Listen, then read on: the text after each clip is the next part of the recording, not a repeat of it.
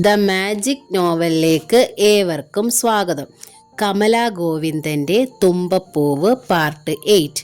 ഈ നോവൽ നിങ്ങൾക്ക് ഇഷ്ടമാകുന്നെങ്കിൽ സബ്സ്ക്രൈബ് ചെയ്യാതാണ് നിങ്ങളിത് കാണുന്നതെങ്കിൽ പ്ലീസ് ഒന്ന് സബ്സ്ക്രൈബ് ചെയ്യണേ. തൻ്റെ ഇടമില്ലാണ്ട് അതിയാൻ്റെ കൂടെ എങ്ങനെ ജീവിച്ച് കയറും കുഞ്ഞെ?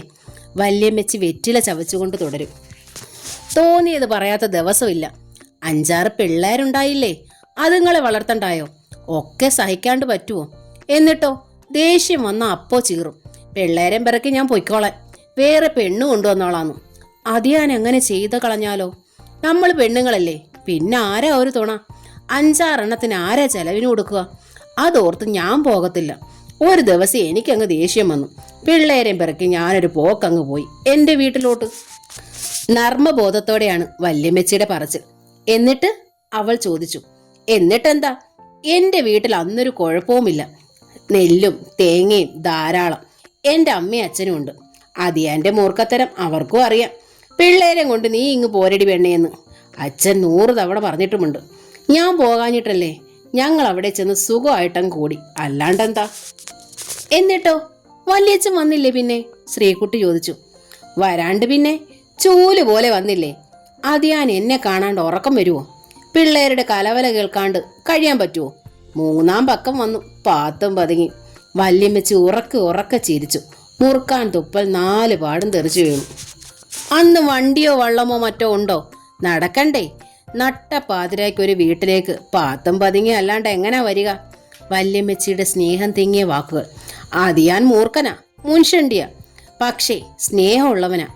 എന്നെയെന്ന് വെച്ച ജീവനാ. വല്യമ്മച്ചി തുടർന്നു. മക്കളൊക്കെ പെണ്ണും കൊണ്ടുവന്ന് പെൺപിള്ളാരെ കെട്ടിച്ചും വിട്ടപ്പോൾ അതിയാൻ പറഞ്ഞു, ഇനി നമ്മൾ തന്നെ ആയിപ്പോയല്ലോടി മീനാക്ഷി. നിനക്ക് ഞാനും എനിക്ക് നീയും മാത്രമേ ഉള്ളൂവെന്നും. എന്നിട്ട് വല്യച്ഛന് ഇട്ടേച്ച് വല്യമ്മച്ചി പോകുന്നതോ? അത് പിന്നെ എത്ര നാളാന്ന് വെച്ചാ സഹിക്കുക? കാര്യ സ്നേഹമുണ്ട്, ശരിയാ, എനിക്കറിയാന്നും വെച്ചോ. എന്നാൽ 24 മണിക്കൂറും മൂർഖൻ ചമഞ്ഞ് പത്തിയും പൊക്കി നിന്നാലോ പെണ്ണെ? അതും കൂര ഒടിഞ്ഞു വീഴാറായപ്പോ. ഞാനില്ലാത്തതിൻ്റെ വില കുറച്ച് നാൾ അറിയട്ടെ, അപ്പം മര്യാദ പഠിക്കും, പത്തി ഒതുങ്ങും. സംസാരിക്കാൻ ഒരാളെ കിട്ടിയാൽ പിന്നെ നാവിനൊരു തളർച്ചയും ഇല്ല വല്യമ്മച്ചിക്ക്. എല്ലാ വെള്ളിയാഴ്ചയും ചൊവ്വാഴ്ചയും ശ്രീകുട്ടിയോടൊപ്പം തൊഴാൻ വല്യമ്മച്ചിയും ഉണ്ട്. രാവിലെയൊക്കെ പാകപ്പെടുത്തി ഏട്ടന്മാർക്ക് വിളമ്പി കൊടുത്തിട്ടായിരുന്നു ശ്രീകുട്ടി ഇതുവരെ പോയിരുന്നത്. ആ ചിട്ട വല്യമ്മച്ചി മാറ്റി. ഇപ്പോൾ ഏട്ടന്മാരില്ലല്ലോ.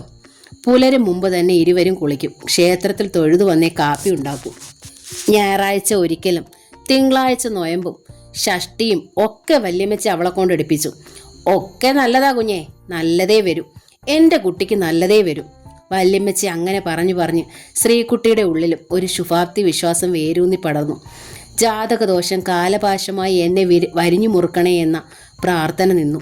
പകരം ആർക്കും ദോഷമുണ്ടാകരുതേ എന്ന പ്രാർത്ഥനയായി. ജയശങ്കർ ഇടയ്ക്കിടെ വരും, അന്വേഷിക്കും, ആവശ്യമുള്ള രൂപ ഏൽപ്പിക്കും. പാലക്കാട്ട് നിന്ന് ജയക്കുട്ടൻ ലെറ്റർ അയക്കും, പണം അയച്ചു കൊടുക്കും. അച്ഛൻ്റെ അമ്മയുടെ ഒരാണ്ട് ചാത്തത്തിന് എല്ലാവരും എത്തി. ചടങ്ങ് നിർവഹിച്ചു. ഒരു കരിദിനത്തിൻ്റെ ഓർമ്മ. ശ്രീകുട്ടിയും വല്യമ്മയും സന്തോഷമായിരിക്കുന്നു എന്നറിഞ്ഞ ആശ്വാസത്തോടെയാണ് എല്ലാവരും മടങ്ങിയതും. വല്യമ്മച്ചിയുടെ അടുത്ത് ഓർമ്മകൾക്കും ദുഃഖത്തിന് സ്ഥാനമില്ലെങ്കിലും ശ്രീകുട്ടി അതിൽ നിന്ന് പൂർണ്ണമായും മോചിതയായിരുന്നില്ല. ഒറ്റയ്ക്കായാൽ അവൾ ഓർമ്മകളിലേക്കും ദുഃഖത്തിലേക്കും സ്വയം അറിയാതെ ഊർന്നു പോകും. വീട്ടാവശ്യത്തിനുള്ള സാധന സാമഗ്രികളും വല്യമ്മച്ചിക്കുള്ള എണ്ണയും കുഴമ്പും ഒക്കെ ജയശങ്കർ വാങ്ങി വണ്ടിയിൽ വെച്ച് കൊണ്ടുവരികയാണ് പതിവ്. എന്നാലും അത്യാവശ്യം വേണ്ട സാധനങ്ങൾ തീർന്നാൽ വല്യമ്മച്ചിയോ ശ്രീകുട്ടിയോ കവല വരെ പോയി വാങ്ങിക്കും. പലപ്പോഴും ശ്രീകുട്ടി തന്നെയാണ് പോകാറ്. പ്രായമായ വല്യമ്മച്ചിയെ വീട്ടു സാധനങ്ങൾ വാങ്ങിപ്പിക്കാൻ അവൾക്ക് വല്ലാത്ത മടിയാണ്. ശ്രീകുട്ടി ഇപ്പോൾ പഴയ സൗഭാഗ്യങ്ങളെക്കുറിച്ച് ഓർക്കാൻ ശ്രമിക്കാറില്ല. ഇന്നലകളെ മറക്കുക, പൂർണ്ണമായും ഇന്നിനെ വിലയിരുത്തുക, ഇന്നത്തെ സൗകര്യത്തിൽ ജീവിക്കുക. ഇന്നലെയുമില്ല, നാളെയുമില്ല, ഇന്നു മാത്രം. ജയശങ്കറിന്റെ ബിസിനസ് വലിയ മെച്ചമൊന്നുമില്ല. ശ്രീകുട്ടിയിൽ നിന്നും അകന്ന് ജീവിച്ചുവെന്ന് വെച്ച് ഉൾപ്പേടി മായുമോ? കഷ്ടിച്ച് കഴിഞ്ഞു കൂടാനുള്ള പണിയാണ് അവൻ ചെയ്യുന്നത്. എത്ര പണം കിട്ടിയാലും രാധയ്ക്ക് മതിയാവില്ല. സുഖസമൃദ്ധമായ ജീവിതമാണ് അവൾ ആഗ്രഹിക്കുന്നത്. എന്നും വിഭവസമൃദ്ധമായ സദ്യ, തരാതരത്തിൽ വില കൂടിയ സാരി, ആഭരണങ്ങൾ, ബൈക്കിന്മേൽ കയറി എന്നും സിനിമ കാണൽ, ഹോട്ടലിലെ ആഹാരം. രാധയുടെ ആഗ്രഹങ്ങളും പിടിവാശികളും അങ്ങനെ പോകുന്നു. പോരെങ്കിൽ അവൾ ഗർഭിണിയും. വരവിലധികം ചെലവ്. ജയശങ്കറിന്റെ വരുമാനം ഒന്നിനും തികയുന്നില്ല. മൂലധനത്തിൽ നിന്നുമാണ് മിക്കവാറും എടുക്കുക. അത്യാവശ്യങ്ങൾ മുമ്പിൽ നിർത്തുമ്പോൾ ഒഴിവാക്കുന്ന ചെലവും കിട്ടിയില്ലെങ്കിലും പരാതിയില്ലാത്തതും ഓരോ തവണയും ശ്രീകുട്ടിക്കും വല്യമ്മച്ചിക്കും കൂടി കൊടുക്കുന്ന തുക കുറഞ്ഞു കുറഞ്ഞു വരുന്നത് അവൾ അറിയുന്നുണ്ടായിരുന്നു. തുക കുറവ് മാത്രമല്ല, അത് കൊടുക്കുന്ന ഇടവേളകളുടെ ദൈർഘ്യം വല്ലാതെ കൂടിക്കൊണ്ടുമിരുന്നു. അടുത്ത തവണ കുറച്ചുകൂടെ തരാം മോളെ, ബിസിനസ് ഒട്ടും ഓടുന്നില്ല, ഒട്ടും ലാഭമില്ല, ജയശങ്കർ പറയും. ശ്രീകുട്ടി ചേട്ടനെ ശ്രദ്ധിച്ചു പോയി. ശരിയാണ്, വാടിയ മുഖം, ഉത്സാഹമില്ലാത്ത ചലനങ്ങൾ, ഡ്രസ്സിൽ പോലും എന്തലസത. തേച്ചു മിനുക്കി ഒട്ടും ചുളിവില്ലാത്ത തരത്തിലെ വല്യേട്ടൻ എന്നും നടക്കുമായിരുന്നുള്ളൂ എന്ന് അവൾക്കറിയാം. ഇപ്പോൾ എന്തൊരു മാറ്റം! പക്ഷേ രാധേട്ടത്തിക്ക് ഒരു മാറ്റവുമില്ല. കസവിന്റെ വില കൂടിയ പട്ടുസാരിയാണ് ധരിച്ചിരിക്കുന്നത്. കഴുത്തിലും കാതിലും ഓരോ തവണ കാണുമ്പോഴും ആഭരണങ്ങളുടെ എണ്ണം കൂടുകയാണ്. തെല്ല് തടിച്ചുകൊണ്ടിരിക്കുന്നു. ഗർഭിണിയാണെന്നറിഞ്ഞതോടെ ശ്രീകുട്ടിക്ക് അടക്കാനാവാത്ത ആഹ്ലാദമുണ്ടായി. രാധേട്ടത്തിയെ വയ്യാത്തപ്പോൾ ശുശ്രൂഷിക്കാനും ആഗ്രഹമുണ്ട്. പക്ഷെ അതവൾ പറഞ്ഞില്ല. പ്രാണരക്ഷാർത്ഥം ഓടിപ്പോയവർക്ക് പിന്നാലെ താനും പാഞ്ഞു ചെല്ലണോ? ജയക്കോട്ടനും ആദ്യമൊക്കെ കൃത്യമായി കത്തും രൂപയും ഒക്കെ അയക്കുമായിരുന്നു. അവരുടെ മണി ഓർഡറിനും ഇടവേളയ്ക്കും ദൈർഘ്യം കൂടി, തുകയുടെ വലിപ്പവും കുറഞ്ഞു. അവർക്ക് മധുവിധ നാളുകൾ, ലീവ് എടുത്ത് നാട് ചുറ്റുന്നു. രണ്ടുപേരുടെ ശമ്പളം കൂട്ടിവെച്ചിട്ടും തികയാത്ത ചെലവുകൾ, വീട്ടുവാടക മുതൽ ഉപ്പ് തൊട്ട് കർപ്പൂരം വരെ. ഇടയ്ക്കാണ് നാട് ചുറ്റൽ. ഇപ്പോഴും ഇതൊക്കെ പറ്റൂ, ചിത്രലേഖ പറഞ്ഞു. നമുക്ക് കുട്ടികളൊക്കെ ആകും, അപ്പോൾ പറ്റുമോ? ഇല്ല, ജയക്കോട്ടനും അതറിയാം. എന്ന് വെച്ച് പണത്തിന് പണം വേണ്ടേ? എല്ലാ ചെലവും കഴിച്ച് ശ്രീകുട്ടിക്ക് പണം അയക്കണം. അതിലും കൃത്യമായി അയച്ചിരിക്കണം ചിത്രലേഖയുടെ അച്ഛന്. വിവാഹം ചെയ്തു വിട്ടു എന്ന് കരുതി പെണ്ണിന്റെ മേൽ തന്തയ്ക്ക് അവകാശമില്ലെന്ന് വരുമോ? കല്യാണം കഴിയുന്നതോടെ മാസാമാസം കിട്ടുന്ന മുഴുവൻ ശമ്പളത്തിനും ഭർത്താവിനും വീട്ടുകാർക്കും ആ അവകാശമെന്ന് വന്നാലോ? അത് നടപ്പില്ല. വിവാഹം കഴിഞ്ഞ് നല്ല വിരുന്നിന് എന്നപ്പോഴേ കേശുനായർ ജയക്കുട്ടനോട് കാര്യം പറഞ്ഞു. ആമ്പിള്ളേർക്ക് പഠിപ്പിച്ച് ജോലിയൊക്കെ ആയി കഴിഞ്ഞാൽ ചാകുവോളം തന്തയ്ക്കും തള്ളയ്ക്കും ചെലവിന് കൊടുക്കണം എന്നൊരു കടമയില്ലേ? ഓവ്, ജയക്കുട്ട സമ്മതിച്ചു. ഇപ്പോൾ ജയക്കുട്ടന് അച്ഛനുമില്ല അമ്മയുമില്ല. ഉണ്ടായിരുന്നെങ്കിൽ അങ്ങനെ ചെയ്യത്തില്ലായിരുന്നോ? ഒവ്. എന്നാ പിന്നെ ആ കടമ ചിത്രയ്ക്കും വേണ്ടേ? ജയക്കുട്ടന് അപ്പോഴാണ് തന്നെ വെട്ടിൽ വീഴ്ത്തിയതാണെന്നുള്ള ചിന്തയുണ്ടായത്. 150 രൂപ വീതം ചിത്രം മാസാമാസം കേശുനായരുടെ പേരിൽ അയക്കും. ഒരു പൈസ കുറയാൻ പാടില്ല. കുറഞ്ഞാൽ ഉടൻ വരും ലെറ്റർ, ശകാരവും പരാതിയും. ജയക്കുട്ടൻ അതുകൊണ്ട് ആദ്യം തന്നെ അത് അയപ്പിക്കും. ഒടുവിലാണ് ശ്രീകുട്ടിയുടെ ഊഴം. അപ്പോൾ തീരെ കനം കുറഞ്ഞിരിക്കും പോക്കറ്റിന്. ഒരുമിച്ച് സാധനങ്ങൾ വാങ്ങാൻ പോലും കഴിയാതായി ശ്രീകുട്ടിക്ക്. പണത്തിന് അത്രയേറെ ബുദ്ധിമുട്ട്. 2 കിലോ അരി, 100 മുളക്, 150 ഗ്രാം വെളിച്ചെണ്ണ, 1/4 കിലോ പഞ്ചസാര, 100 കാപ്പിപ്പൊടി. ഇല്ലാത്ത സാധനങ്ങൾ ഓർത്ത് വാങ്ങി സഞ്ചിയിലാക്കി. ആ സഞ്ചിയും കൊണ്ട് മെല്ലെ നടക്കുമ്പോൾ മുമ്പിൽ തടഞ്ഞതുപോലെ ഒരാൾ. ശ്രീകുട്ടി മുഖമുയർത്തി ഒരു നിമിഷം ശ്രദ്ധിച്ചു നോക്കി. പിന്നെ ആളെ പിടികിട്ടി. അവളുടെ മനസ്സിൽ പേര് പൊന്തി വന്നു. ഹരിപ്രസാദ്, ഫോട്ടോഗ്രാഫർ. ഇത് ഹരിപ്രസാദ് എൻ്റെ ഒരു ഫ്രണ്ടാ. നമ്മുടെ അമ്പലത്തിനടുത്ത് സ്റ്റുഡിയോ ഇട്ടിരിക്കുകയാണ്. ഇന്ന് നിന്റെ ഫോട്ടോ എടുക്കാൻ ഞാൻ വിളിച്ചോണ്ട് വന്നതാണ്. തൻ്റെ 19ാം പിറന്നാൾ ദിവസം ചിരിക്കുന്ന മുഖവും തിളങ്ങുന്ന കണ്ണുകളുമുള്ള ഈ മനുഷ്യനെ അന്ന് വല്യേട്ടൻ പരിചയപ്പെടുത്തി. കേട്ടോമേ, നമുക്ക് ശ്രീകുട്ടിയുടെ കല്യാണ ഫോട്ടോയും വീഡിയോയ്ക്കുള്ള ഓർഡറുമൊക്കെ ഹരിക്ക് കൊടുക്കാം. ഹരി ഭംഗിയായി ചെയ്തു തരും. പിന്നെ കുറെ ന്യായമായിട്ട് റേറ്റ് കുറയ്ക്കും, അല്ലേ ഹരി? വല്യേട്ടൻ ചിരിച്ചു. ഒപ്പം ഹരിയും. തൻ്റെ ഫോട്ടോ അന്ന് എടുത്തു. ഒരുപാട് ഫോട്ടോകൾ, ഒരുപാട് പോസുകൾ. ചേട്ടന്മാരുടെ കൂടെ, അച്ഛൻ്റെ അമ്മയുടെയും കൂടെ, തനിയെ, അങ്ങനെ ഒരുപാട്. കേക്ക് മുറിക്കുന്നതും വിതരണം ചെയ്യുന്നതും ഒക്കെ എടുത്തു. ഒരു ആൽബം നിറച്ച്. ശപിക്കപ്പെട്ട ആ ആൽബം ഇന്ന് വരെ തുറന്നു നോക്കിയിട്ടേ ഇല്ല. നല്ല ചെറുപ്പക്കാരൻ അന്നേ മനസ്സിൽ തോന്നിയിരുന്നു. പക്ഷെ ഇപ്പോൾ ആ മനുഷ്യന്റെ മുമ്പിൽ എത്തിപ്പെട്ടതിൽ വല്ലാത്ത ജാളിയത തോന്നി അവൾക്ക്. അന്ന് രാജകുമാരിയായിരുന്നു, ഇന്ന് പിച്ചക്കാരി. വിധിയുടെ തിരിച്ചെഴുത്ത്. എത്ര ക്രൂരമാണ്, എത്ര ക്രൂരം. ഹരിപ്രസാദും അതുതന്നെയാണ് ചിന്തിച്ചത്. എത്ര ക്രൂരമാണ് വിധി. ഈ കുട്ടിയുടെ 19ാം പിറന്നാൾ അന്ന് ആദ്യമായാണ് ശ്രദ്ധിച്ചത്. ഒരു വലിയ കൊട്ടാരം, അവിടുത്തെ അമ്മ രാജ്ഞിയും അച്ഛൻ രാജാവും, 2 രാജകുമാരന്മാർ, എല്ലാവർക്കും ഓമനയായ രാജകുമാരി. സ്നേഹസുരഭിലമായ അന്തരീക്ഷം. മനസ്സ് വല്ലാതെ കുളിർത്തുപോയി. ഇതാ ഇവിടെയാണ് സ്വർഗം, ഈ വീട്ടിൽ. തൻ്റെ മനസ്സ് അങ്ങനെ പറഞ്ഞു. എടോ ഹരി, ഇതാണ് ഞാൻ പറഞ്ഞ കക്ഷി, പിറന്നാളുകാരി. ഇന്ന് 19 തികയുന്നു. ഇനി 10-20 ദിവസത്തിനകം കക്ഷി ഒരു മിസ്സസ് ഡോക്ടർ ആവുകയാണ്. ജയൻ സാർ പറഞ്ഞു തോർക്കുന്നു. ശ്രീകുട്ടിയുടെ മുഖം ലജ്ജ കൊണ്ട് തൊടുത്തിരുന്നു. എത്ര മനോഹരിയാണവൾ! എന്തൊരു ഫോട്ടോജനിക് മുഖം! ഈ നാട്ടുകാരനായിട്ടും ഇന്നേ താൻ ശ്രദ്ധിച്ചുള്ളല്ലോ എന്നുപോലും ഖേദിച്ചു. എന്നിട്ടെന്തേ ഡോക്ടറെ വിളിക്കാഞ്ഞു? താൻ ചോദിച്ചു. ഇരുവരും ഒരുമിച്ച്. അത് വേണ്ടെൻ്റെ ഇഷ്ടാ, പറഞ്ഞത് ജയക്കുട്ടനാണ്. ഡോക്ടർ വന്നാൽ പിന്നെ ശ്രീകുട്ടി നമ്മളെ ശ്രദ്ധിക്കില്ലല്ലോ. ഈ കുഞ്ഞേട്ടൻ്റെ ഒരു സംസാരം. ശ്രീകുട്ടിക്ക് വീണ്ടും ലജ്ജ. അടുത്ത ബർത്ത്ഡേ ആഘോഷം ഡോക്ടറുടെ വീട്ടിലായിരിക്കുമല്ലോ ഹരി. രണ്ടുപേരും കൂടി അപ്പോൾ കേക്ക് മുറിക്കട്ടെ, ജയൻ സാർ പറഞ്ഞു. തീർച്ചപ്പെടുത്തണ്ട, ചിലപ്പോൾ ഇവിടെ തന്നെയാകാം. കൂടെ ഒരു കുഞ്ഞു കക്ഷി കൂടെ കാണുമെന്നേ ഉള്ളൂ, താൻ പറഞ്ഞു. കൂട്ടച്ചിരിയായി. അയ്യോ എൻ്റെ അമ്മോ, പറഞ്ഞതിൻ്റെ പൊരുൾ പിടികിട്ടിയപ്പോൾ ശ്രീകുട്ടി അകത്തേക്കൊറ്റ ഓട്ടം. തൻ്റെ വാച്ചൊല്ലുത്തു. ഹരി ഖേദത്തോടെ ഓർത്തു.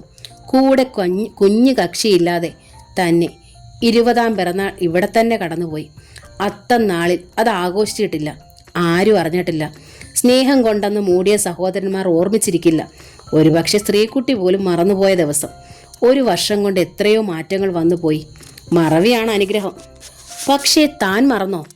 എന്തുകൊണ്ടോ തനിക്ക് ആ ദിവസം മറക്കാൻ കഴിഞ്ഞില്ല ഒട്ടും. അതുകൊണ്ട് തന്നെ ശ്രീകുട്ടിയുടെ നക്ഷത്രത്തിൽ അന്നേ ദിവസം താൻ അർച്ചന നടത്തി. ഒന്ന് കാണാൻ ഒരുപാട് നാളായി ഉള്ളിൽ ആഗ്രഹിക്കുന്നു. പക്ഷേ മനഃപൂർവ്വം തന്നെ കാണാൻ ശ്രമിച്ചില്ല. ഇപ്പോൾ യാദൃച്ഛികമായിട്ടാണ് മുൻപിലെത്തിപ്പെട്ടത്. ഒരു രാജകുമാരിയുടെ ചിത്രം മനസ്സിൽ മങ്ങിപ്പോയിരിക്കുന്നു. പകരമിത തൂക്കിപ്പിടിച്ച സഞ്ചി, അലസമായി ധരിച്ച ഹാഫ് സാരി വേഷം, പൗഡർ ഇടാത്ത മുഖം, പൊട്ടുകുത്താത്ത നെറ്റിത്തടം, മഷി എഴുതാത്ത കണ്ണുകൾ. നനവോടെ നിൽക്കുകയാണ് കണ്ണുകളിൽ. ആ നനവ് കുമിഞ്ഞുകൂടി ഒഴുകിയിറങ്ങുമോ? അങ്ങനെ ഭയന്നിട്ടാകാം. വേദന ഉള്ളിലടക്കിയ ചിരിയോടെ ശ്രീകുട്ടി മുമ്പോട്ട് തന്നെ നടന്നു. ഹരിയെ കടന്നു. ശ്രീകുട്ടി! ഹരി പിന്നാലെ ചെന്നു. അവൾ നിന്നു. ജയൻ സാർ ഈ അടുത്തെങ്ങാനും വന്നിരുന്നോ? ആ, വെറും മൂളൽ. വന്നില്ല എന്ന സത്യം പറയാൻ തോന്നിയില്ല അവൾക്ക്, അതും അന്യൊരുത്തനോട്. ശ്രീകുട്ടി ഒന്ന് കാണണം, എന്തെങ്കിലും പറഞ്ഞ് ആശ്വസിപ്പിക്കണം എന്നൊക്കെ ഒരുപാട് നാളായി ഞാൻ ആഗ്രഹിക്കുന്നു. പക്ഷേ എന്തോ കഴിയാറില്ല. കാണാൻ വരാനുള്ള മടി, അതാ സത്യം. ഹരി മെല്ലെ പറഞ്ഞു. ശ്രീകുട്ടി നടക്കുകയാണ്. ഇത് വഴിയാണ്, ഒരുപാട് ആളുകൾ സഞ്ചരിക്കുന്ന വഴി. ഹരിപ്രസാദിനെ പോലൊരു ചെറുപ്പക്കാരനുമായി സംസാരിച്ചു നിൽക്കുന്നത് നല്ലതല്ല. 75 കഴിഞ്ഞ വല്യമ്മച്ചി മാത്രം തുണയുള്ള വീട്ടിലാണ് തൻ്റെ താമസം. മനസ്സിൻ്റെ ധൈര്യം കൊണ്ട് മാത്രമാണ് ദിവസങ്ങൾ ഇരുണ്ട് വെളുപ്പിക്കുന്നത്. അതിനിടയിൽ നേരിയൊരു പ്രശ്നം പോലും ഉണ്ടാകരുത് എന്നാഗ്രഹിക്കുന്നവളാണ് ശ്രീകുട്ടി. അവൾക്കൊപ്പം നടന്നുകൊണ്ട് തന്നെ അവൻ ചോദിച്ചു, എന്താ ശ്രീകുട്ടി ഒന്നും മിണ്ടാത്തത്? എന്തു മിണ്ടാൻ? നടക്കുന്നതിനിടെ അവൾ ചോദിച്ചു. ഇത്തിരി ധൃതിയുണ്ട്, ഞാൻ നടക്കുകയാണ്. ശ്രീകുട്ടി! ഇത്തവണ ഹരിയുടെ വിളിയിൽ സ്നേഹത്തിൻ്റെ ഒരു സമുദ്രം അലതല്ലുന്നവൾ അവൾ അറിഞ്ഞു. ആ വിളി ഒരു വെറും വിളിയല്ലെന്നും അറിഞ്ഞു. അവളുടെ പാദങ്ങൾ നീങ്ങാൻ മടിച്ചു. അവൾ നിന്നു. പഞ്ചായത്ത് വഴിയാണ്. കാറുകളും ലോറികളും വരെ പോകുന്ന വഴി. കാൽനടക്കാരും ധാരാളം. അത്യാവശ്യ സാധനങ്ങൾ വാങ്ങാൻ കവലയിലേക്ക് പോകുന്നവർ ധാരാളം. എങ്കിലും ആ വിളിയിലെ സ്നേഹസാന്ദ്രത അവളെ പിടിച്ചു നിർത്തുകയായിരുന്നു. ജാതകദോഷവും പ്രശ്നങ്ങളുമൊക്കെ ഞാനും അറിയുന്നുണ്ടായിരുന്നു. ശ്രീകുട്ടി ഇതിലൊക്കെ വിശ്വസിക്കുന്നുണ്ടോ? ഹരി ചോദിച്ചു. അവൾ മുഖം തിരിച്ചു. മെല്ലെ നടക്കാനായിരുന്നു അവൾ തുനിഞ്ഞത്. ജ്യോതിശാസ്ത്രം ചിലപ്പോൾ തെറ്റും, ശരിയാകുന്നതുമുണ്ട്. എൻ്റെ അച്ഛനും അമ്മയും വിശ്വാസികളുമാണ്. പക്ഷേ അവരുടെ വിശ്വാസത്തെ മറികടന്നാണ് എൻ്റെ തീരുമാനം. എനിക്ക് ശ്രീകുട്ടി ഇഷ്ടമാണ്. ശ്രീകുട്ടിക്ക് എന്നെ ഇഷ്ടമായോ? വീണ്ടും വീണ്ടും ഓരോരുത്തർ ഒരേ പല്ലവി. ഇഷ്ടമാണ്, സ്വന്തമാക്കണം. ഇനി അടുത്ത ചോദ്യം കാത്തിരിക്കുമോ എന്നാവും തീർച്ച. എന്നെ ഇഷ്ടപ്പെടാൻ കഴിയുമെങ്കിൽ ഞാൻ ക്ഷണിക്കുന്നു. ഏറ്റവും അടുത്തൊരു മുഹൂർത്തം നോക്കി ശ്രീകുട്ടി എനിക്ക് സ്വന്തമാക്കണം. അതിനാണ്. അവൾ അമ്പരന്നു. ഏറ്റവും അടുത്ത മുഹൂർത്തം. കേട്ടത് ശരി തന്നെ. ഏറ്റവും അടുത്ത മുഹൂർത്തത്തിൽ തന്നെ. ഇപ്പോൾ നമ്മൾ തമ്മിൽ കണ്ടില്ലായിരുന്നെങ്കിൽ തന്നെ ഞാൻ ജയസാറിനെ കാണാനിരിക്കുകയായിരുന്നു. കണ്ടതുകൊണ്ട് നേരിൽ പറഞ്ഞു എന്ന് മാത്രം. അവൾ അപ്പോഴും നിൽക്കുകയാണ്. പറഞ്ഞതെന്താണെന്ന് ഉൾക്കൊള്ളാനാവാത്തതുപോലെ. സത്യം പറഞ്ഞാൽ അച്ഛനും അമ്മയും എതിർക്കും. അവരെ പിണക്കി ഒരു കല്യാണം വയ്യ ശ്രീകുട്ടി. പകരം ലേശം കള്ളം പറയും, അത്രേ ഉള്ളൂ. ജാതക പ്രശ്നമൊന്നും ഞാൻ വലിയ കാര്യമാക്കുന്നില്ല. മരണം ഞാനോ ശ്രീകുട്ടിയെ വിചാരിച്ചാൽ നേരത്തെ നടത്തുന്നതൊന്നുമല്ല. സമയം തെറ്റുകയുമില്ല. പിന്നെന്തിനു ഭയപ്പെടണം? ശ്രീകുട്ടിക്ക് ആശ്രയവും സ്നേഹവും സംരക്ഷണവും ഏറ്റവും കൂടുതൽ ആവശ്യമെന്ന് തോന്നുന്നത് ഇപ്പോഴല്ലേ? അവൾ അപ്പോഴും അതേ നോട്ടം. ശ്രീകുട്ടി പോയിക്കോളൂ, ഞാൻ ജയസാറിനോട് സംസാരിച്ചോളാം. വേണ്ട, പെട്ടെന്ന് അവൾ പറഞ്ഞു.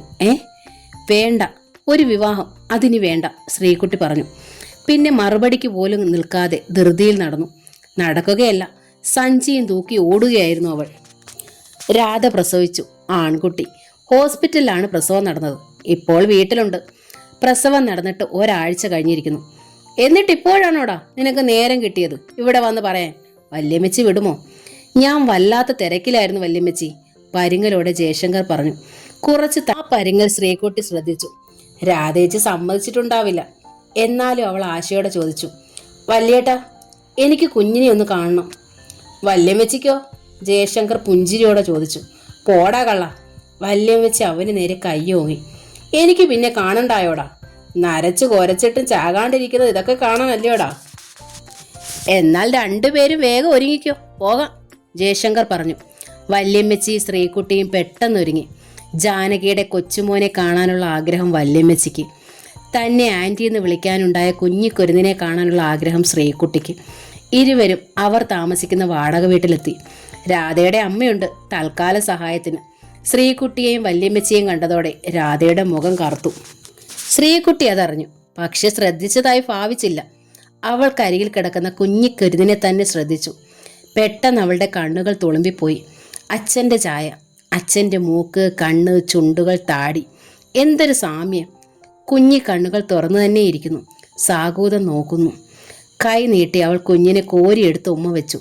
നിങ്ങളുടെ 3 പേരുടെയും മക്കളെ കളിപ്പിച്ചു കൊണ്ടിരിക്കുക എന്നതാടാ വ്യാഴദശയെന്ന് പറയുന്നത് എന്ന് പറഞ്ഞ അമ്മയും അച്ഛനും ഇന്നില്ല.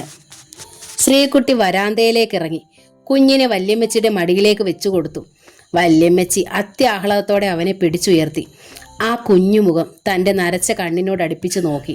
പിന്നെ ഈണത്തോടെ വിളിച്ചു, എടാ കൊച്ചു ജനാർദ്ദന, കൊച്ചു ജനാർദ്ദന. ശ്രീകുട്ടിക്ക് തോന്നി, തനിക്ക് മാത്രമല്ല കാഴ്ചക്കുറവുള്ള വല്യമ്മച്ചിക്കും അച്ഛൻ്റെ ചായയാണല്ലോ തോന്നിയെന്ന്. നമ്മുടെ അച്ഛനെ പോലെ തന്നെയാ ഇല്ലേ വല്യേട്ടാ? ശ്രീകുട്ടി പറഞ്ഞു. അവളുടെ തുളുമ്പുന്ന മിഴികളിൽ നോക്കി ജയശങ്കർ തലയാട്ടി സമ്മതിച്ചു, അതേന്ന്. പക്ഷെ അവൻ അകത്തേക്ക് ചെന്നതും ശബ്ദമില്ലാതെ രാധ പൊട്ടിത്തെറിച്ചു. ജയശങ്കർ അവളെ സമാധാനിപ്പിച്ചു. ചത്തുപോയ അച്ഛൻ്റെ മുഖം കണ്ടുപിടിക്കാനാണോ അവൾ എത്തിയത്? നിങ്ങളത് സമ്മതിക്കാനും. രാധേ, നീ മിണ്ടാതിരിക്കെ. ജയശങ്കറിന്റെ സ്വരം അപേക്ഷയുടേതായി. നിങ്ങളോട് ആര് പറഞ്ഞു അവളെ എഴുന്നള്ളിക്കാൻ പോകാൻ? ഞാൻ പറഞ്ഞതല്ലേ അറിയിക്കണ്ടാന്ന്. രാധേ, നിന്നോട് മിണ്ടാതിരിക്കാനാ ഞാൻ പറഞ്ഞത്. താക്കീതോടെ ഗൗരവത്തിൽ പറഞ്ഞിട്ട് വരാന്തയിലേക്ക് ഇറങ്ങിയ ജയശങ്കർ അമ്പരന്നു. രാധയുടെ അമ്മയുടെ കയ്യിൽ മോൻ. പടി ഇറങ്ങിപ്പോകുന്ന ശ്രീകുട്ടിയും വല്യമ്മച്ചിയും. അവൻ സ്തംഭിച്ചുപോയി. നീ ഇത്രയ്ക്ക് അഹങ്കാരിയായത് കഷ്ടമായി പോയി. എത്ര നിയന്ത്രിച്ചിട്ടും പറയാതിരിക്കാൻ ജയശങ്കറിന് കഴിഞ്ഞില്ല. പോയത് എൻ്റെ പെങ്ങളാണ്, വല്യമ്മച്ചിയാണ്. അവർ പോയതിനു ശേഷം മതിയായിരുന്നു നിന്റെ ജൽപ്പനങ്ങൾ. ആഹാ, ഇതാ ഇപ്പൊ കൂത്ത്. കള്ളം പറഞ്ഞ് കല്യാണം നടത്തിയതും പോരാ, തൊട്ടേനും പിടിച്ചതിനുമൊക്കെ അവൾക്ക് കുറ്റമാണല്ലോ. രാധയുടെ അമ്മ ചീറി. ആ പെണ്ണിന്റെ ജാതകദോഷം പറഞ്ഞിരുന്നേല് 50,000 രൂപ പോയാലും വേണ്ടുകയില്ലെന്ന് ഞങ്ങൾ വെച്ചേനെ. ഇത്രയും ചെറുപ്പത്തിൽ എൻ്റെ പെണ്ണ് വിധവയായി പോയാല്? അങ്ങനെയാണെങ്കിൽ നിങ്ങളുടെ മകളുടെ ജാതകത്തിൽ ഉണ്ട് ദോഷം, ജയശങ്കർ തറപ്പിച്ചു പറഞ്ഞു. മകളുടേത് നല്ല ജാതകമാണെങ്കിൽ അവൾ വിധവയാവുകയില്ല. ഓഹോ, അപ്പോൾ എൻ്റെ ജാതകത്തിലായോ കുഴപ്പം? രാധ കരയാൻ തുടങ്ങി. എനിക്കിപ്പോൾ ഒറ്റ പ്രാർത്ഥനയുള്ളൂ, ജയശങ്കർ തുറന്നു പറഞ്ഞു.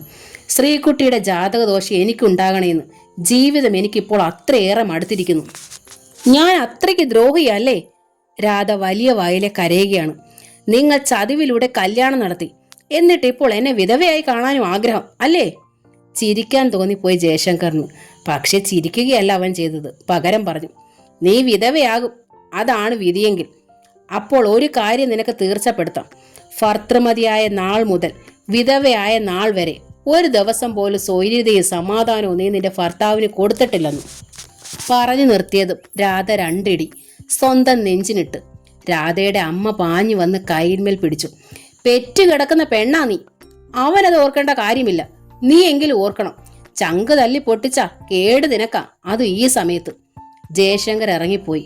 ഒരച്ഛനായതിൻ്റെ എല്ലാ സന്തോഷവും അവനിൽ കെട്ടടങ്ങി കഴിഞ്ഞിരുന്നു. മനസ്സ് മടുത്തിട്ടാകാം ജയശങ്കർ ഇപ്പോൾ ക്ഷേത്രത്തിൽ പോകാറില്ല. രാധ നിർബന്ധിക്കാറുമില്ല. ഓർക്കാറില്ലെന്നാണ് സത്യം. വരുന്നത് വരട്ടെ എന്നതാണ് ജയശങ്കറിന്റെ ഭാവം. ജയക്കൂട്ടനും ചിത്രലേഖയും ക്ഷേത്രത്തിൽ പോക്കും പ്രാർത്ഥനയും ഇടയ്ക്കിടെ മുടക്കും. യാത്രയിലായിരിക്കുമ്പോൾ മുടങ്ങും. ചിത്രലേഖയ്ക്കിപ്പോൾ ഉറപ്പുണ്ട്, ജയക്കൂട്ടൻ ഒന്നും സംഭവിക്കില്ലെന്ന്.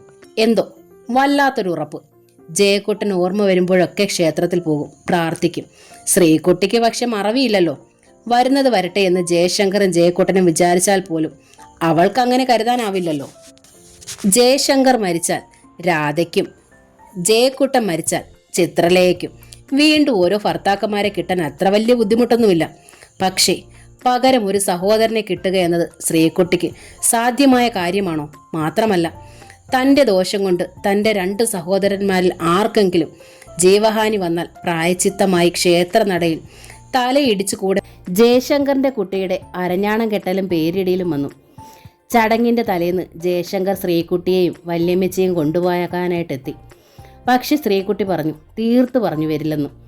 മോന്റെ പേരിടിയിൽ കർമ്മം ഞാൻ ഇവിടെ ഇരുന്ന് കാണും വല്യേട്ടാ, അത് മതി. ശ്രീകുട്ടിക്ക് അത്രയൊക്കെ ഭാഗ്യമുള്ളൂ. എന്തുകൊണ്ടാ അവൾ അങ്ങനെ തീർത്തു പറഞ്ഞതെന്ന് ജയശങ്കർ ചോദിച്ചില്ല. അതറിയാവുന്നത് കൊണ്ട് ശ്രീകുട്ടി വിശദീകരിച്ചതുമില്ല. പക്ഷെ വല്യമ്മച്ചിയുണ്ടോ വിടുന്നു? നിന്റെ മൂദേവിയോട് പറയ്, തന്നെ പേരിട്ടോളാന്. വല്യമ്മച്ചി ചീറി. അസത്ത്, ജ്യേഷ്ഠാ ഭഗവതി, ഇത്തരം പിശാചുകൾ കുടുംബത്ത് വലത് കാലം കുത്തി വന്നാലേ നശിപ്പ. വല്യമ്മച്ചി മിണ്ടാതിരുന്നേ. ശ്രീകുട്ടി അവരുടെ വായി പൊത്താൻ നോക്കി. വല്യമ്മച്ചിക്കുണ്ടോ കൂസല്? നീ പോടി പെണ്ണെ. കല്യാണം കഴിഞ്ഞവള് ഈ പടിവാതുക്കലെത്തിയപ്പോ കൈപിടിച്ച് കയറ്റിയത് ഞാനല്ലേ? ഞാൻ അവിടെ കുഞ്ഞിനെ കാണാൻ ചെന്നിട്ട് ഒരു ഗ്ലാസ് കട്ടൻ തരാതെ അവൾ ആട്ടി ഇറക്കിയില്ലേ? നശിപ്പിന്റെ സന്തതികള് കണ്ടില്ലേ? ഈ വീട് നശിപ്പിച്ചില്ലേ അവള്? ഇവിടെ ഇപ്പൊ ആണും തൂണും ഉണ്ടോ? അതിനിപ്പോ ചേച്ചി എന്ത് പിഴച്ചു? വല്യമ്മച്ചി അതും ഇതും പറയുന്നത് എന്തിനാ? ശ്രീകുട്ടി വീണ്ടും വല്യമ്മച്ചിയെ തടയാൻ നോക്കി. ജയശങ്കർ ഒരക്ഷരവും പറഞ്ഞില്ല. അല്ലെങ്കിലും കുറ്റബോധത്തിന്റെ ഉമിത്തിയിൽ നീറുന്ന ഒരാൾക്ക് എന്ത് മറുപടിയാണ് പറയാനുണ്ടാവുക? അവൻ മെല്ലെ തിരികെ പോയി. വല്യേട്ടന്റെ ബൈക്കിന്റെ ശബ്ദം അകന്നു പോയപ്പോൾ ശ്രീകുട്ടി സങ്കടപ്പെട്ടു. വല്യമ്മച്ചി എന്തിനാ അങ്ങനെയൊക്കെ പറഞ്ഞത്? വല്യേട്ടന് വിഷമമായില്ലേ? നീ പോടി.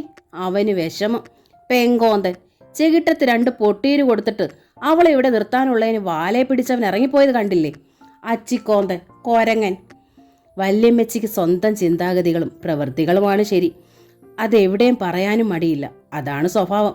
ശ്രീകുട്ടിക്ക് തോന്നി താനും വല്യമ്മച്ചിയെ പോലെ തന്നെ വല്യേട്ടനെ മുറിപ്പെടുത്തുകയായിരുന്നെന്നു. വല്യേട്ടൻ തനിക്ക് ആരാണ്? സ്നേഹം കൊണ്ട് മൂടിയാണ് വളർത്തിയത്. തൻ്റെ വിവാഹം ഈ നാട്ടിലേക്കും വെച്ച് വലിയ ആഘോഷമാക്കാൻ തീരുമാനിച്ചതും ഉത്സാഹിച്ചതും വല്യേട്ടനാണ്. എടുത്താൽ പൊങ്ങാത്ത ഭാരമാണ് ഒരു ഡോക്ടറുമായുള്ള ബന്ധമെന്ന് അച്ഛനും അമ്മയും വിലക്കിയപ്പോഴും മുൻപിൽ നിന്ന് തീരുമാനം പ്രഖ്യാപിച്ചത് വല്യേട്ടനാണ്. വിവാഹ പന്തലിൽ തനിക്ക് 101 പവൻ ആഭരണങ്ങൾ തീർപ്പിച്ചിടണമെന്ന് ശക്തിയായി ആഗ്രഹിച്ചതും വല്യേട്ടനാണ്. ആ വല്യേട്ടന് സ്നേഹമില്ലെന്നോ? പാവം, ചേട്ടത്തെ ഉപേക്ഷിക്കാൻ പറ്റുമോ? താലികെട്ടി പോയില്ലേ? രാധേച്ചിക്കും തനിക്കും ഇടയിൽ കിടന്ന പാവം വെന്തു നീറുകയായിരുന്നു. ഹരിപ്രസാദ് ആയിരുന്നു പേരിടൽ കർമ്മത്തിന്റെ ഫോട്ടോ എടുക്കാൻ എത്തിയിരുന്നത്. ജയശങ്കർ പ്രത്യേകം ക്ഷണിച്ചിരുന്നു. ഓരോ ചടങ്ങും ക്യാമറയിൽ പകർത്തുമ്പോൾ ഹരിപ്രസാദിന്റെ കണ്ണുകൾ പാളി. എവിടെ ശ്രീകുട്ടി? അകത്തെ മുറിയിലെങ്ങാനും ഉണ്ടോ? ഉണ്ടെങ്കിൽ എന്തേ പുറത്തേക്ക് വരാത്തത്? തന്നെ കണ്ടിട്ടാണോ? പക്ഷെ അവളെ ആരും അന്വേഷിക്കുന്നില്ലല്ലോ. ഒരു ഫോട്ടോ പോസ്റ്റ് ചെയ്യാൻ പോലും ആരും നിർത്തുന്നില്ലല്ലോ. ഒടുവിൽ വളരെ സമയം കൊണ്ട് ഹരിപ്രസാദ് അറിഞ്ഞു, ശ്രീകുട്ടി ഇല്ല. ജയൻ സാറും ഭാര്യയും ജയക്കുട്ടനും ഭാര്യയും, ശ്രീകുട്ടി മാത്രമില്ല. ഹരിപ്രസാദിന് എന്തുകൊണ്ടെന്നറിയില്ല, അടക്കിയിട്ടും അടങ്ങാത്ത അമർഷമുണ്ടായി. അച്ഛനും അമ്മയും ഉണ്ടായിരുന്നപ്പോൾ കാട്ടിയ സ്നേഹം വെറും അഭിനയമായിരുന്നു. സ്നേഹവും പരിഗണനയും കിട്ടേണ്ട സമയം ഇതാണ്. ഇപ്പോൾ കൊടുക്കാനില്ല ആർക്കും. ആ പെൺകുട്ടി ഒഴിവാക്കി പേരിടിയിൽ ചടങ്ങ് നടക്കുന്നു. ഫോട്ടോ എടുത്ത് തീർത്തപ്പോൾ ജയശങ്കറും ജയക്കുട്ടനും ഹരിയെ സദ്യയിൽ പങ്കുകൊള്ളാനായി ആവുന്നത്ര ക്ഷണിച്ചു. ഹരി നിന്നില്ല. മനസ്സുകൊണ്ട് വല്ലാതെ കലുഷമായതുകൊണ്ടാവാം അവന് വിശപ്പുണ്ടായിരുന്നില്ല ഒട്ടും. പോകും മുമ്പേ ജയശങ്കറിനെയും ജയക്കുട്ടനെയും തെല്ലെ ദൂരേക്ക് മാറ്റി നിർത്തി വളച്ചുകെട്ടില്ലാതെ കാര്യം പറഞ്ഞു. എൻ്റെ ജോലി എന്താണെന്നറിയാമല്ലോ. ദൈവം സഹായിച്ചിട്ടിപ്പോൾ മോശമില്ലാത്ത വർക്കുണ്ട്. എനിക്ക് ശ്രീകുട്ടിയെ വിവാഹം ചെയ്താൽ കൊള്ളാമെന്നുണ്ട്. നിങ്ങൾക്കിരുവർക്ക് സമ്മതമാണെങ്കിൽ. ജയശങ്കർ അമ്പരന്ന് നോക്കി. ജയക്കുട്ടനും, ഞാൻ അച്ഛനെ പറഞ്ഞു വിടാം. ഏറ്റവും അടുത്ത മുഹൂർത്തത്തിൽ തന്നെ നടത്തുന്നതിന് എനിക്ക് സമ്മതമാണ്. 2 അനിയത്തിമാരെ കെട്ടിച്ചു വിട്ടു. ഇനി എൻ്റെ ഊഴമാണ്. ഹരി പറഞ്ഞു. ഏറ്റവും അടുത്ത മുഹൂർത്തമെന്ന് പറഞ്ഞാൽ? ജയശങ്കർ അമ്പരപ്പ് വിടാതെ ചോദിച്ചു. കഴിഞ്ഞാൽ ഈ മാസം തന്നെ, അല്ലെങ്കിൽ അടുത്ത മാസം, ഹരി പറഞ്ഞു. പക്ഷേ ഹരി, താൻ കാര്യം അറിഞ്ഞിട്ടുണ്ടാവില്ല, ജയശങ്കർ പറഞ്ഞു. തീരും മുമ്പ്. ഹരി തടഞ്ഞു. ജാതകദോഷമായിരിക്കും അല്ലേ? ഹരിക്കതറിയോ? അറിയാം. 22 വയസ്സിനകം മരണകർമ്മം നടത്തും എന്നല്ലേ? എനിക്ക് ഭയമില്ല. എൻ്റെ അച്ഛൻ വരുമ്പോൾ ഇക്കാര്യം പറയാതിരുന്നാൽ മാത്രം മതി. ജയശങ്കറും ജയക്കുട്ടനും മുഖത്തോട് മുഖം നോക്കി. ഈ വിവാഹം നടന്നാൽ കുടുംബത്തിൽ നിന്ന് ശ്രീകുട്ടി പറിച്ചു നടപ്പെടും. ഒരു പക്ഷേ പൂർണ്ണമായി തന്നെ. തങ്ങൾക്ക് നേരെയുള്ള ഭീഷണി ഒഴിവായി കിട്ടുകയും ചെയ്യും. ഞങ്ങൾ ആലോചിക്കട്ടെ, എന്താ? ഓക്കെ, ഒരാഴ്ചയ്ക്കുള്ളിൽ മറുപടി പറയാം. പോരെ? മതി, ഹരിപ്രസാദ് പറഞ്ഞു. പക്ഷേ ഞാൻ പ്രതീക്ഷിക്കുന്നു മറുപടി എനിക്ക് അനുകൂലമായി തന്നെ ആയിരിക്കുമെന്ന്. ഹരി പോയതും ജയശങ്കറും ജയക്കുട്ടനും തമ്മിൽ ആലോചിച്ചു. നമുക്ക് നടത്താൻ ചേട്ടാ, ജയക്കുട്ടൻ പറഞ്ഞു. നമ്മൾ ഒരുപാട് ആഗ്രഹിച്ചതല്ലേ. പക്ഷേ കുട്ട, പണത്തിനെന്ത് ചെയ്യും? ജയശങ്കറിൻ്റെ പ്രശ്നം അതാണ്. എങ്ങനെ ഉണ്ടാക്കണം? ജീവനേക്കാൾ വലുതാണോ പണം? നമ്മുടെ ഭാര്യമാർക്ക് ആഭരണങ്ങളില്ലേ, കുറച്ചെടുക്കാം. രാധ തരില്ല കുട്ട. 50,000 കാര്യം പറഞ്ഞ് തന്നെ അവൾ എന്നും വഴക്കാണ്. ഇനിയിപ്പോൾ സ്വർണം കൂടി തരുമോ? എന്തെങ്കിലും ചെയ്തേ പറ്റൂ. നമുക്ക് ഈ വിവാഹം നടത്തണം, ജയക്കുട്ടൻ തീർത്തു പറഞ്ഞു. ചിത്രയുടെ കുറേ സ്വർണം എടുക്കാം. മിച്ചമൊന്നുമില്ലെങ്കിൽ ലോൺ എടുത്തെങ്കിലും കുറച്ച് പണവും എത്തിക്കാം. ബാക്കി ചേട്ടനുണ്ടാക്കണം. പക്ഷേ ജയശങ്കർ ഒന്ന് നിർത്തി. എന്ത് പക്ഷേ? ജയക്കുട്ടൻ നെറ്റി ചുളിച്ചു. വിവാഹം നടത്തിക്കഴിഞ്ഞ് ഹരിക്കാണ് ദോഷം സംഭവിക്കുന്നെങ്കിലോ? ജയശങ്കർ ചോദിച്ചു. ശ്രീകുട്ടി വിധവയാകില്ലേ കുട്ട? വേണോ ഈ സാഹസം? ജയക്കുട്ടന് മറുപടി ഉണ്ടായില്ല. ഒറ്റ നിമിഷം കൊണ്ട് എല്ലാം കീഴ്മേൽ മറിഞ്ഞു എന്ന് മാത്രം അവൻ അറിഞ്ഞു. വിവരമറിഞ്ഞപ്പോൾ ചിത്രലേഖ അത്യുത്സാഹമായി. തൻ്റെ ആഭരണങ്ങൾ എടുക്കുന്നതിനോ ലോൺ എടുക്കുന്നതിനോ അവൾ ഒരു എതിർപ്പും പറഞ്ഞില്ല. ശ്രീകുട്ടി ആ വീട്ടിൽ നിന്ന് പോയാൽ ദോഷം പങ്കിടാൻ ഒരാൾ കൂടി ഉണ്ടായി എന്നത് മാത്രമല്ല കാര്യം. തിരിച്ച് ട്രാൻസ്ഫർ വന്നാൽ ഇങ്ങോട്ട് പോരാ. വേണമെങ്കിൽ ട്രാൻസ്ഫറിനായി പരിശ്രമിക്കുകയും ആവാമല്ലോ. വാടകയ്ക്ക് താമസിക്കുന്നതിൻ്റെ ബുദ്ധിമുട്ട് നല്ലോണം അറിയുന്നുണ്ട് ചിത്രലേഖ. ഭാഗ്യം. രാധയ്ക്കും ഒരെതിർപ്പും ഉണ്ടായിരുന്നില്ല. തൻ്റെ 1-2 ആഭരണങ്ങൾ കൊടുക്കാൻ അവൾ തയ്യാറായി. കുറേ പണം ജയശങ്കർ കടമെടുക്കട്ടെ. വാടകയ്ക്ക് താമസിച്ച അവളും മടുത്തിരുന്നു. ശ്രീകുട്ടിയുടെ വിവാഹം നടന്നാൽ അന്നേ അങ്ങോട്ട് കയറി താമസിക്കാൻ അവളും തയ്യാർ. മാത്രമല്ല, ദോഷം കെട്ടുന്ന ആളിനായി മാറിപ്പോകാമല്ലോ. അപ്പോൾ ശ്രീകുട്ടി വിധവയാകൂല്ലേ രാധേ? അങ്ങനെ എന്തിനാണൊരു വിവാഹം? ജയശങ്കറിന് അക്കാര്യത്തിൽ വല്ലാത്ത മടിയാണ്. അപ്പോൾ ശരി, പെങ്ങൾ വിധവയാകുന്നതിൽ ദണ്ഡമുണ്ട്. ഞാൻ വിധവയായാൽ കുഴപ്പമില്ല. ഞാൻ അന്യടുത്തുനിന്ന് വന്നവളാണല്ലോ, രാധ ചീറി. ജയശങ്കർ മടുത്തു. അസഹ്യതയോടെ ചോദിച്ചു. രാധേ, നീ എന്താണ് പറയുന്നത്? നീ മനസ്സിലാക്കുന്നുണ്ടോ? എനിക്കങ്ങനെ ബോധക്കേടൊന്നുമില്ല, മനസ്സിലാകാതെ വരെ, രാധ ചീറി. ജയശങ്കർ പിന്മാറി. വിവരമില്ലാത്ത കഴുതയ്ക്ക് അഹങ്കാരം കൂടെ ആകുമ്പോൾ പൂർണ്ണമായി. ചേട്ടാ, അത് നടത്തുന്നതിൽ എന്താ തെറ്റ്? ചിത്രലേഖയും ജയശങ്കറിനോട് ശുപാർശയ്ക്കെത്തി. രാധയെ പോലെയാണോ ചിത്രയെ നീയും പറയുന്നത്? നീ വിദ്യാഭ്യാസമുള്ള പെണ്ണല്ലേ? ജയശങ്കർ ചോദിച്ചു. ആപത്ത് ആർക്ക് വേണമെങ്കിലും സംഭവിക്കാമല്ലോ ചേട്ടാ. ചിത്രലേഖയ്ക്ക് വാക്കുകൾ തൊണ്ടയിൽ വഴിമുട്ടി തിരിഞ്ഞു. വിവാഹത്തിന് മുമ്പ് ഞാൻ ഈ പ്രശ്നം നിസ്സാരമായി തള്ളി. പക്ഷേങ്കിൽ ഇപ്പോൾ ഞാൻ ഓരോ ദിവസവും തീ തിന്നുകയാണ്. ഇങ്ങനെ പോയാൽ അധികം വൈകാതെ കുഴിവെട്ടുന്നത് എനിക്ക് വേണ്ടിയായിരിക്കും. ജയശങ്കറിന് മറുപടിയില്ല. ചേട്ടൻ പറയുന്നത് പോലെ ചെയ്യാം എന്നാണ് ജയക്കുട്ടൻ്റെ മട്ട്. ഒടുവിൽ 4 പേരും കൂടി തീരുമാനമെടുത്തു. നടത്താം. ഫലം വിധിക്ക് വിട്ടുകൊടുക്കുക. ഇപ്പോൾ വിവാഹം നടക്കട്ടെ. ഹരിപ്രസാദിനോട് ജയശങ്കർ തന്നെ വാക്കു പറഞ്ഞു. സമ്മതം. ശ്രീകുട്ടി സമ്മതിച്ചോ? ഹരി സംശയത്തോടെ ചോദിച്ചു. എന്താ സമ്മതിക്കാതിരിക്കാൻ? അല്ല, ചോദിച്ചെന്നേ ഉള്ളൂ. അപ്പോൾ ഹരിയുടെ അച്ഛനും അമ്മയും എന്നാണ് വരിക? ഈ സൺഡേയിൽ തന്നെ, ഹരി പറഞ്ഞു. അപ്പോൾ അവർ വന്നിട്ട് തീരുമാനം എടുത്തിട്ട് നമുക്ക് പോയാൽ മതി, ജയക്കുട്ടൻ പറഞ്ഞു. അത് മതി. ചിത്രലേഖയെ സമ്മതിച്ചു. രാധയൊഴിച്ച് മൂവരും രാവിലെ ജയവിലാസത്തിലെത്തി. വല്യേട്ടാ, മോൻ എന്ത് പേരാണ് ഇട്ടേക്കുന്നത്? ശ്രീകുട്ടി ഓടിയെത്തി. ജനാർദ്ദനൻ, ജനുശങ്കർ എന്നും വിളിക്കാം, ജയശങ്കർ പറഞ്ഞു. ശ്രീകുട്ടിയുടെ കണ്ണുകൾ തുളുമ്പിപ്പോയി. അച്ഛൻ്റെ പേര്. മടിയിലിരുത്തി വെറ്റില കൊണ്ട് ഒരു ചെവി മൂടി മറു ചെവിയിൽ പേര് വിളിക്കാൻ കാത്തിരുന്ന അച്ഛൻ. കുഞ്ഞേട്ടനും ചിത്രേച്ചി എന്ന് വന്നു? ഞങ്ങൾ പേരിടലിന് വന്നതാണ്, ജയക്കുട്ടൻ പറഞ്ഞു. പിന്നെന്തേ ഇത്ര ദിവസമായിട്ട് ഇങ്ങ് വരാഞ്ഞു എന്നവൾ ചോദിച്ചില്ല. ചേട്ടൻ്റെ വാടക വീടിനേക്കാൾ നല്ലതല്ലേ സ്വന്തം വീട്? പക്ഷെ ചോദിച്ചില്ല. കാര്യം അറിയാമെന്നിരിക്കെ ആ ചോദ്യത്തിന് പ്രസക്തി എന്ത്? ചിത്രലേഖ അവളെ തലോടി. ശ്രീകുട്ടി എന്താ കുളിക്കാതെ? ദേ, പാറിപ്പറന്ന മുടി, മുഷിഞ്ഞ വേഷം. അവൾ പുഞ്ചിരിയോടെ വേദനയോടെ ഇരുന്നു. ജയശങ്കർ മുഖം തിരിച്ചുപോയി. കുഞ്ഞിപ്പെങ്ങളുടെ നിറമിഴികൾ കാണാൻ വയ്യ തന്നെ. അയ്യടാ, ഏതായാലും അന്വേഷിക്കാൻ ആങ്ങളമാരും നാത്തൂനും കൂടി എത്തിയത് നന്നായി. ചാകുന്നതിന് മുന്നം വല്യമ്മച്ചി ശകാരിച്ചു. എന്തേ, ഒരുത്തി കൂടി ഉണ്ടല്ലോ, അവളെന്താ വരാതിരുന്നത്? പെറ്റു കിടക്കുന്നത് കൊണ്ടായിരിക്കും. വല്യമ്മച്ചി ഇതെന്താ ഈ പറയുന്നേ? ശ്രീകുട്ടി ചോദിച്ചു. നീ പോടി, എനിക്ക് നിന്റെ അപ്പനെ പേടിയില്ലായിരുന്നു, പിന്നെയാ ഇവരെ. കുഴിയിലോട്ട് കാല് നീട്ടിയിരിക്കുന്ന ഞാന്, കെട്ടുപ്രായമായൊരു പെണ്ണ്, ഞങ്ങൾ ഒറ്റയ്ക്ക്. അതിലൊന്നും മീനാക്ഷിക്ക് പേടിയില്ല. പക്ഷേങ്കിൽ ഞങ്ങൾക്ക് വായും വയറും ഒക്കെ ഉള്ളതാ, അറിയാമോടാ? നിങ്ങൾക്കും കെട്ടുകളുമാർക്കും മാത്രമേ വായും വയറും ഉള്ളോ? ശ്രീകുട്ടി അകത്തേക്ക് വലിഞ്ഞു. വല്യമ്മച്ചിയെ നിയന്ത്രിക്കാൻ പറ്റില്ല. ജയശങ്കറും ജയക്കുട്ടനും പരസ്പരം നോക്കി. ചേട്ടൻ കൊടുക്കുന്നില്ലായിരുന്നോ എന്ന് അനിയനും, നീ അയക്കുന്നില്ലായിരുന്നോ എന്ന് ചേട്ടനും. അതാണോ നോട്ടത്തിൻ്റെ പൊരുൾ? ചിത്രലേഖയും വിളറിപ്പോയി. കമലാ ഗോവിന്ദൻ്റെ തുമ്പപ്പൂവ് എന്ന നോവലിൻ്റെ ഈ ഭാഗം ഇവിടെ പൂർണ്ണമാവുകയാണ്. Thank U.